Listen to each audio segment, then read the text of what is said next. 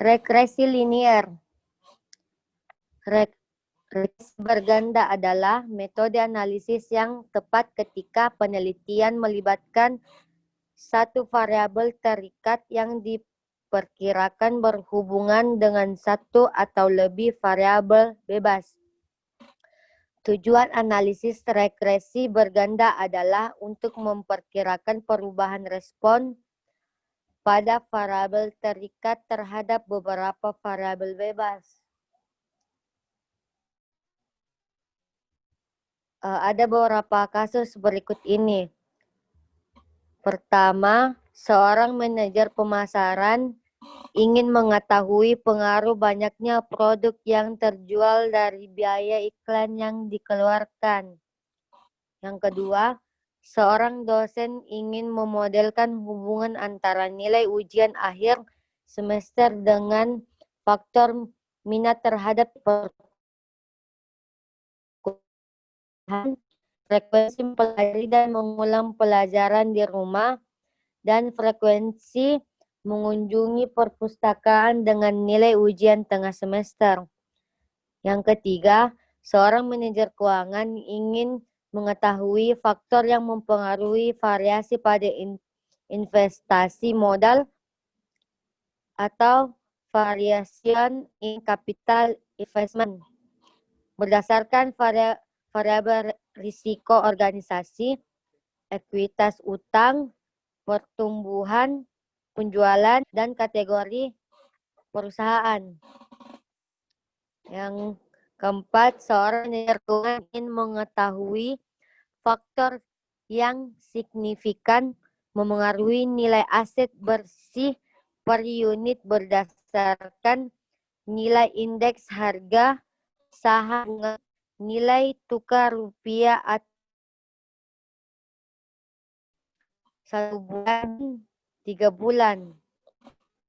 Yang kelima, seorang manajer riset di suatu mall ingin mengetahui variabel apa yang signifikan memengaruhi tingkat loyalitas pelanggan, variabel kepuasan pelanggan, image mall, harga produk, kualitas produk, dan pelayanan staf.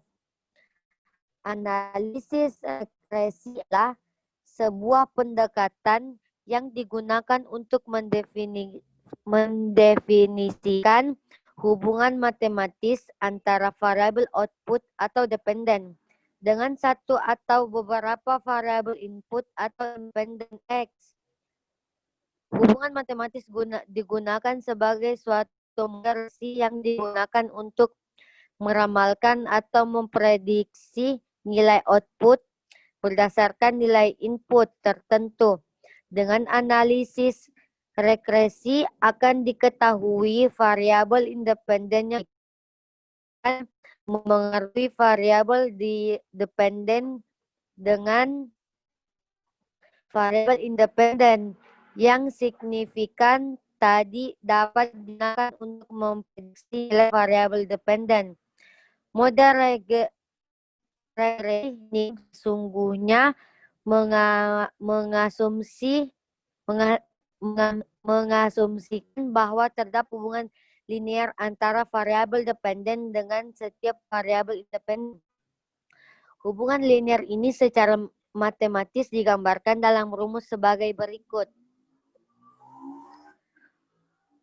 Asumsi mendasar dalam analisis regresi adalah pertama, residu mengikuti fungsi distribusi normal. Yang kedua, varians residu konstan untuk setiap data pengamatan. Terdapat autokorelasi antara residu dan tidak terdapat kolinearitas antara variabel independen. Residu didefinisikan sebagai sisa atau perbedaan hasil antara nilai data nilai data pengamatan variabel dependen terhadap nilai variabel dependen hasil prediksi. Langkah-langkah SPSS. Pertama, buka file, lalu klik Analyze,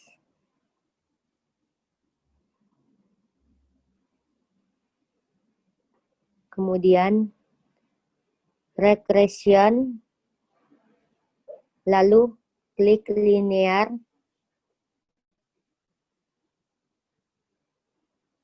masukkan variabel jumlah produk terjual atau unit ke kolom dependen.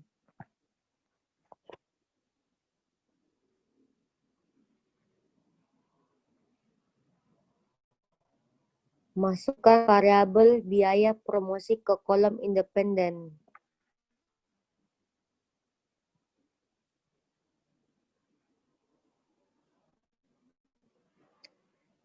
Klik tombol statistik, pilih opsi Durbin, Watson, dan deskriptif.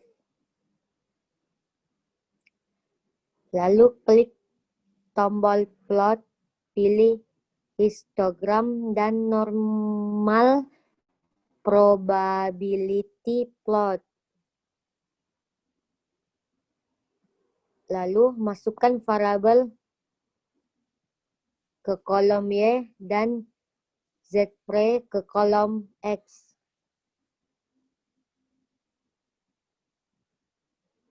Klik tombol Save, pilih residual atau standardized.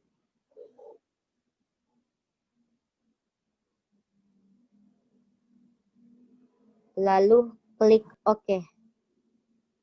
Deskriptif statis menggambarkan nilai rata-rata dan standar deviasi dan variabel dependen dan independen. Rata-rata jumlah produk yang terjual adalah 135,13 unit setiap bulannya, dengan standar deviasi sebesar 7.433 unit. Rata-rata biaya promosi yang dikeluarkan oleh perusahaan sebesar 140,13 juta rupiah setiap bulannya, dengan standar deviasi sebesar 13.404 juta rupiah. Tabel correlation menggambarkan hubungan antara jumlah produk yang terjual atau unit dan biaya promosi. Korelasi Pearson digunakan untuk mengukur keeratan hubungan antara kedua variabel tersebut. Besar korelasi adalah 0,231 atau korelasi positif. Langkah awal analisis regresi adalah pemeriksaan terhadap asumsi yang meliputi pengujian normalitas residual. Tidak adanya program heteroskedastisitas pada residual dan tidak adanya program autokorelasi pada residual. Pengujian normalitas residual dapat dilakukan dari grafik normal pp-plot apabila setiap pancaran dari residual berada di sekitar garis lurus melintang. Maka dikatakan bahwa residual mengikuti fungsi distribusi normal. Dari hasil grafik normal, diketahui bahwa pancaran residual berada pada garis lurus melintang. Selain metode grafik normal pp-plot, untuk memvalidasi bahwa residual mengikuti distribusi normal, perlu dilakukan pengujian normalitas dengan statistik uji Kolmogorov-Smirnov, di mana dari hasil pengujian ini diperoleh nilai p-value sebesar 0,200 atau lebih besar dari 0,05, sehingga dapat disimpulkan bahwa nilai residual mengikuti distribusi normal. Untuk menguji asumsi tidak adanya problem heteroskadisitas pada residual, maka dapat dilihat dari scatter plot antara data residu yang distandarkan dengan hasil prediksi variabel dependen yang telah distandarkan. Dari hasil scatter plot di atas, terlihat bahwa data tidak membentuk suatu pola terhadap tertentu sehingga disimpulkan bahwa tidak adanya problem heteroskadisitas pada residual. Selain metode grafik, dapat juga dilakukan beberapa metode lainnya, seperti part-test, ledger test, weight general heteroscedasticity test, atau Spearman's rank correlation test. Pengujian ada tidaknya problem autorelation pada residual dapat dilihat dari nilai statistik Durbin-Watson pada tabel model Surmari, di mana nilai Durbin-Watson menunjukkan nilai 1854 lebih besar dari nilai tabel Durbin-Watson. Batas atas sebesar 1128. Nilai 1128 diperoleh dari tabel Durbin-Watson dengan N sama dengan 24 dan K sama dengan 1, di mana K banyaknya variabel prediktor, jadi disimpulkan tidak ada problem autokorelasi pada residual. Setelah terpenuhi asumsi analisis regresi di atas, kita dapat melihat hasil analisis regresi dari tabel model Surmari, ANOVA, dan covariant. Dari tabel covariant, nilai T statistik untuk variabel biaya promosi sebesar 1113 dan signifikan pada alfa 5%, karena nilai p-value T statistik sebesar 0,278 yang bernilai lebih besar dari 0,05. Jadi, biaya promosi signifikan mempengaruhi jumlah produk yang terjual. Modal persamaan regresi dapat dilihat dari koefisien, yaitu Y sama dengan 117.180 ditambah 0,128X atau Y sama dengan 117.180 ditambah 0,128 biaya promosi. Dari persamaan regresi di atas, apabila perusahaan tersebut tidak melakukan promosi atau nilai X sama dengan 0, maka jumlah barang yang terjual 117.180 unit atau sekitar 117 unit. Sebaliknya, kenaikan biaya promosi sebesar Rp1.000.000 atau meningkatkan penjualan unit sekitar 0,128 unit atau kurang lebih 1 unit. Contoh 2, regresi linear berganda. Dosen mata kuliah komunikasi sosial ingin mengetahui faktor-faktor yang berpengaruh terhadap nilai ujian akhir semester atau UAS. Faktor-faktor tersebut disumsikan adalah minat mahasiswa terhadap mata kuliah ini, frekuensi belajar mata kuliah ini dalam seminggu atau per jam, frekuensi menghadiri kelas atau berapa persen, nilai ujian tengah semester atau UTS, dan frekuensi berkunjung ke perpustakaan 0 sama dengan jarang, 1 sama dengan sering. Data yang diperoleh sebagai berikut. Langkah SPSS-nya, yang pertama buka file, kemudian klik analysis, kemudian regression linear. Masukkan variabel UAS ke kolom dependen. Masukkan variabel minat, belajar, kehadiran, UTS, dan perpustakaan ke kolom independen. Klik tombol statistik, pilih opsi Darwin-Watson, deskriptif, dan collinearity diagnostic.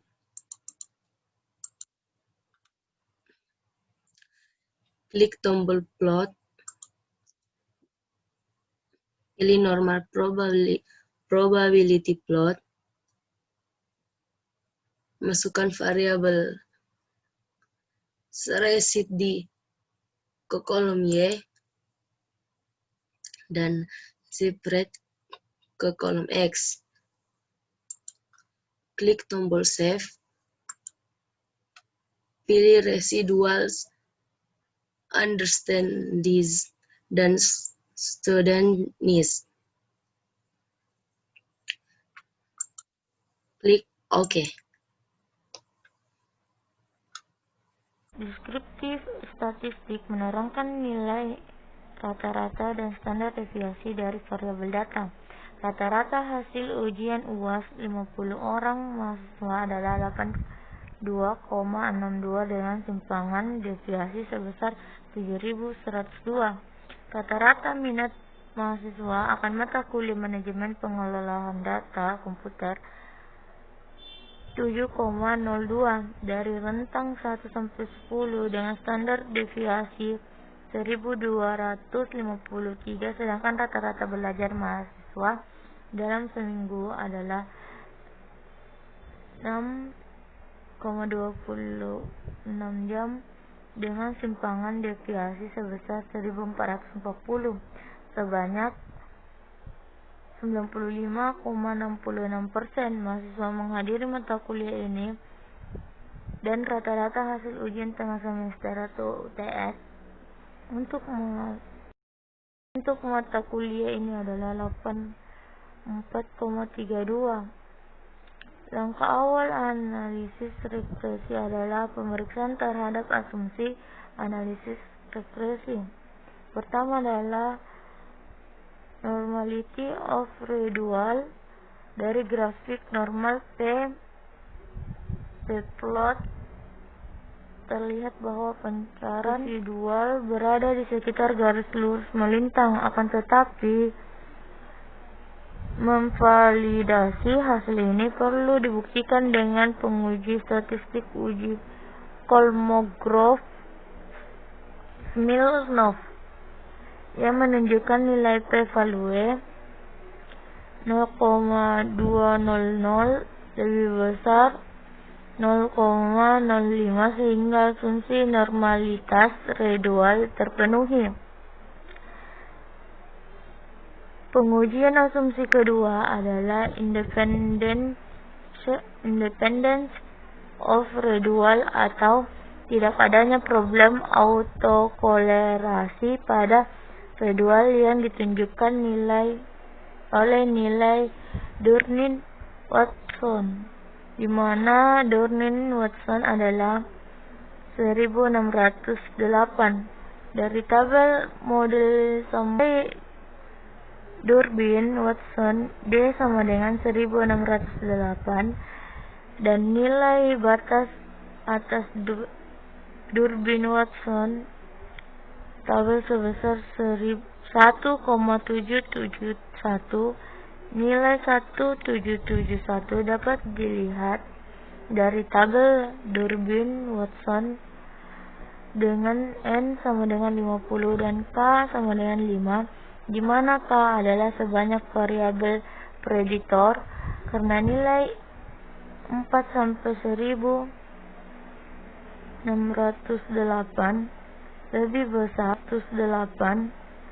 besar 1,771 atau 1,771 lebih kecil 1,608 lebih kecil 4